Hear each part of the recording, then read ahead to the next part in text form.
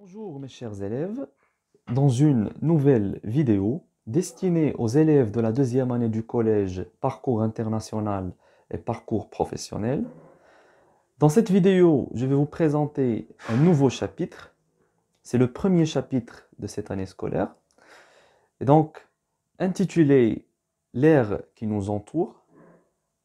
Et donc, commençons par une introduction. La Terre est entourée d'une enveloppe gazeuse appelée l'atmosphère. De quelques centaines de kilomètres d'épaisseur, sans cette atmosphère, la planète Terre serait un astre mort. La question qui se pose, quel est le rôle de l'atmosphère dans notre environnement? On commence par un premier document. Donc, on observe sur le document une zone bleutée qui entoure la Terre. Cette zone est appelée l'atmosphère. Et donc, puisque cette zone qui est appelée l'atmosphère entoure la Terre, on va l'appeler l'atmosphère terrestre. Il existe d'autres zones qui entourent d'autres planètes. Pour cela, on appelle l'atmosphère terrestre, on appelle cette couche l'atmosphère terrestre pour différencier entre cette couche, entre cette zone et les autres zones qui entourent les autres planètes. Alors, vous avez sur le deuxième document une représentation des couches de l'atmosphère qui entourent la Terre.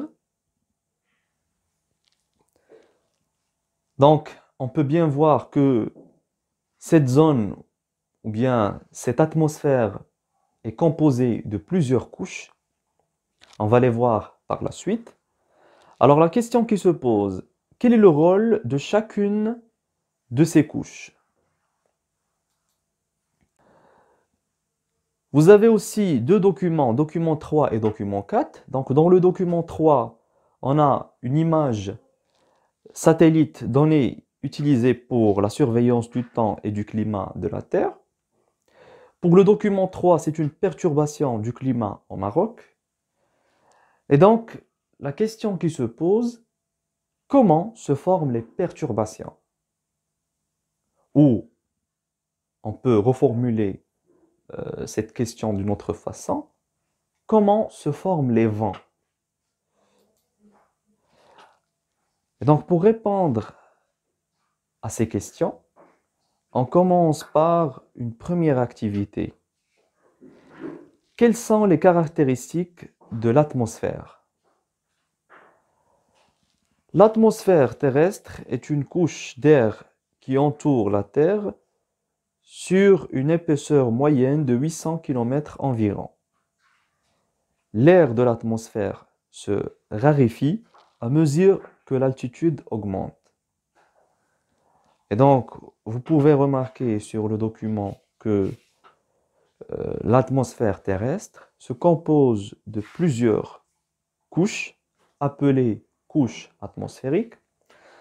Donc, la couche la plus proche de la Terre est appelée troposphère. Après, on a la stratosphère et la mésosphère et finalement la thermosphère. Donc, on a 4 couches atmosphériques qui composent l'atmosphère. Donc, dans cette partie, on va voir les caractéristiques de chaque couche atmosphérique. Et donc, on commence par la première couche, qui est la troposphère, c'est la couche la plus proche de la Terre. Cette couche instable et turbulente, d'épaisseur moyenne 15 km, contient le 3/4 de l'air atmosphérique qui permettent la vie sur Terre. Donc, c'est une couche qui est très intéressante pour la vie sur Terre. Elle est le siège des phénomènes météorologiques. Si la Terre était une pomme, la troposphère aurait l'épaisseur de la pelure. La vie sur Terre dépend étroitement de cette mince pellicule gazeuse. La deuxième couche qui se situe après la troposphère est la stratosphère. Alors, c'est là où se trouve la couche d'ozone.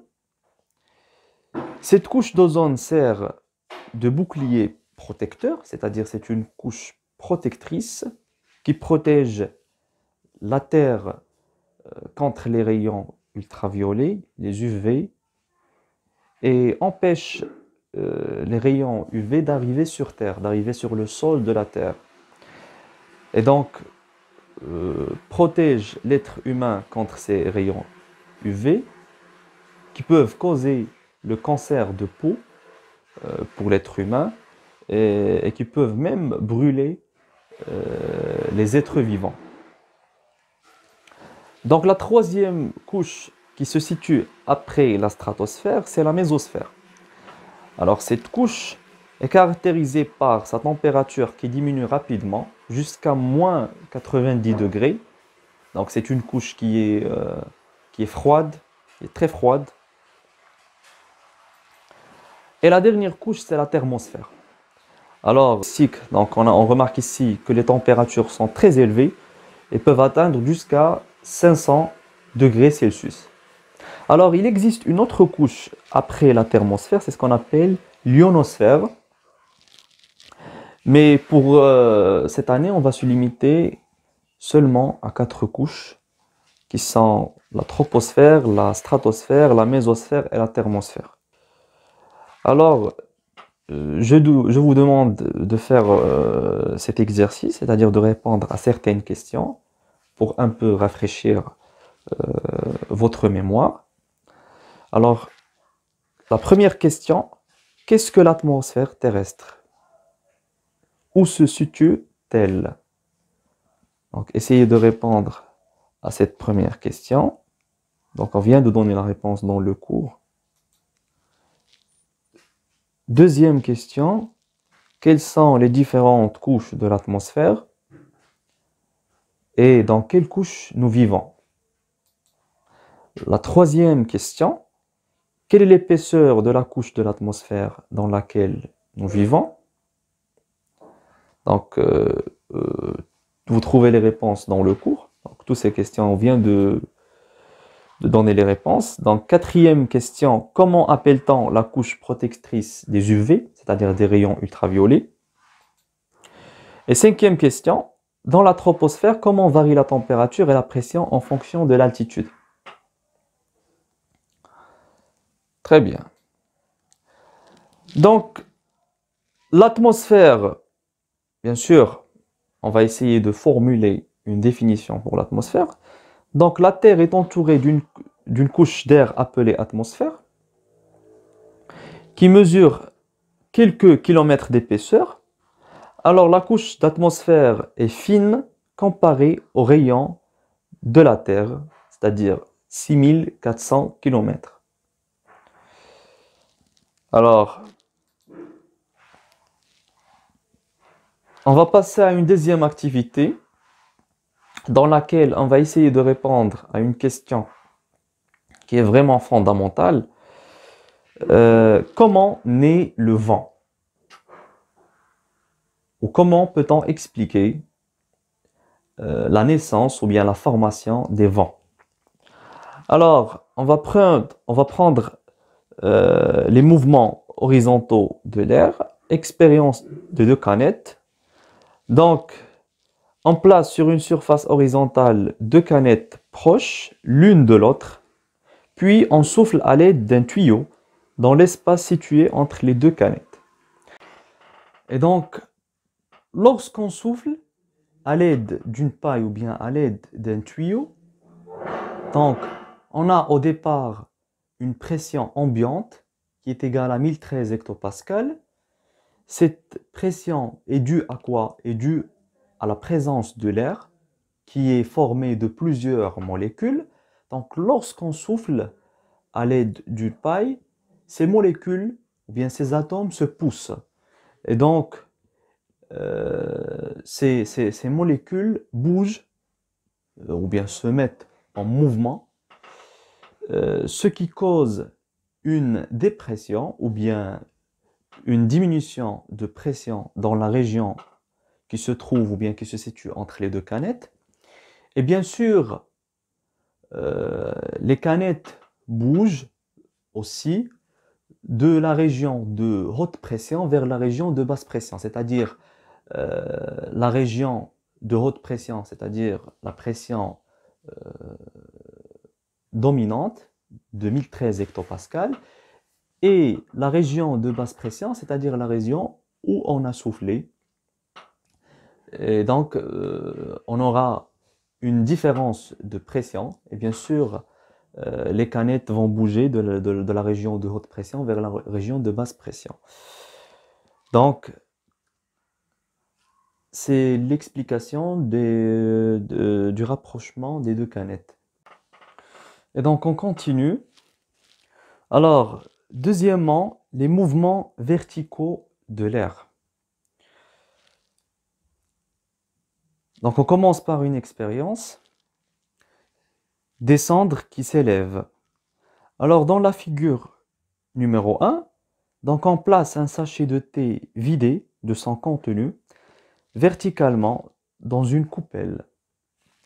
Dans la deuxième figure, on met du feu au sachet par le haut. Et dans le troisième document, ou bien la troisième figure, on remarque que les cendres du sachet de thé légères s'élèvent puis redescendent.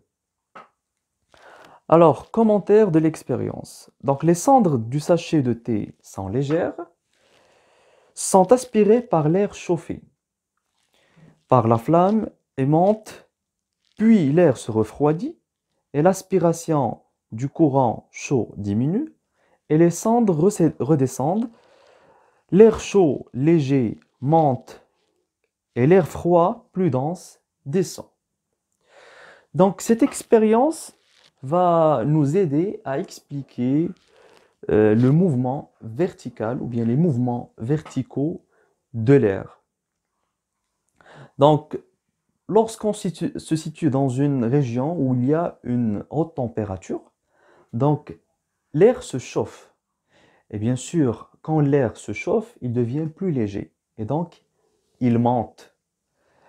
Et donc, lorsqu'il monte, bien sûr, la pression va diminuer. Pourquoi? Parce que lorsqu'on a plus de molécules d'air dans une région, on aura plus de pression, c'est-à-dire la pression va augmenter. Et donc, la pression est liée à la présence des molécules ou bien des atomes qui composent l'air. Et bien sûr, lorsque l'air chauffé monte à une certaine altitude, donc à un certain moment, on aura une région qui est froide, c'est-à-dire où la température est trop basse, et donc l'air ou bien les molécules d'air vont se refroidir, et bien sûr l'air va devenir lourd, et donc il va descendre. Et donc, ce qui permet d'expliquer bien sûr le mouvement vertical de l'air ou bien les mouvements verticaux de l'air. Alors, comment expliquer le mouvement des cendres du sachet de thé pendant la montée et la descente dans l'air? Donc, c'est simple.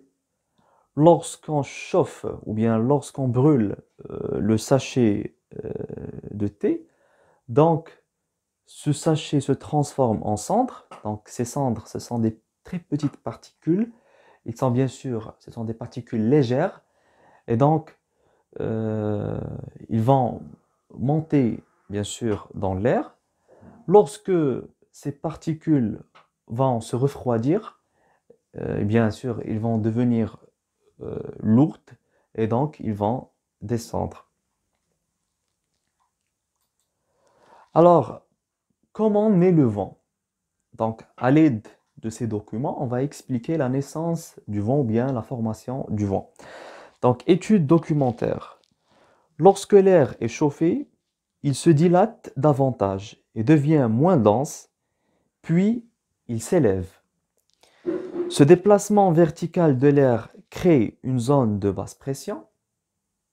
C'est simple, c'est-à-dire lorsqu'on chauffe l'air, bien sûr, il se dilate, et bien sûr, il va nous créer une zone de basse pression.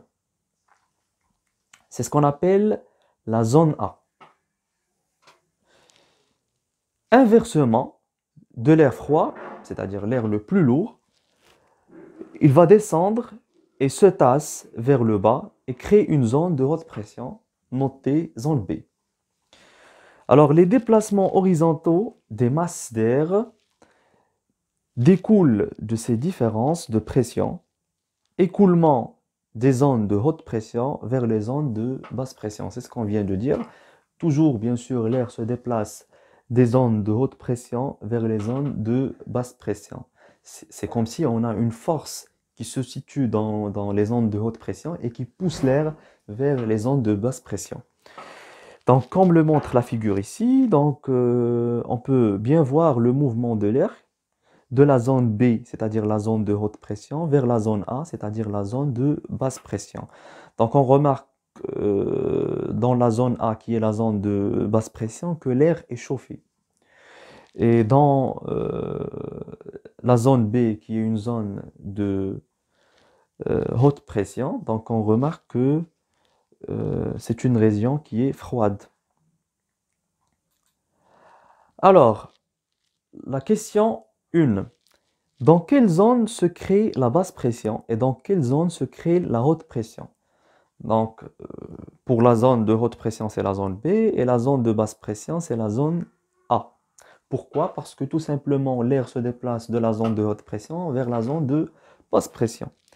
Donc, expliquez comment naît le vent. Et donc, c'est quoi le vent déjà? Le vent, c'est un déplacement des masses d'air de la zone de haute pression vers la zone de basse pression. Alors, comment naît le vent? La différence de température entre deux endroits, c'est-à-dire deux régions, sur Terre crée une différence de pression. Par conséquent, l'air va bouger de l'endroit de haute pression vers l'endroit de faible pression, c'est-à-dire de basse pression. C'est ça. Alors, mes chers élèves, c'est la fin de notre cours. Je vous laisse avec des exercices. Donc, vous avez ici des exercices. Donc, complète les phrases suivantes. Ce sont des exercices de cours. Donc, vous avez le deuxième exercice, c'est un QCM. Et vous avez d'autres exercices afin de bien assimiler les notions qu'on vient d'aborder dans ce cours-là. Et donc, on se retrouve dans un nouveau chapitre. À bientôt.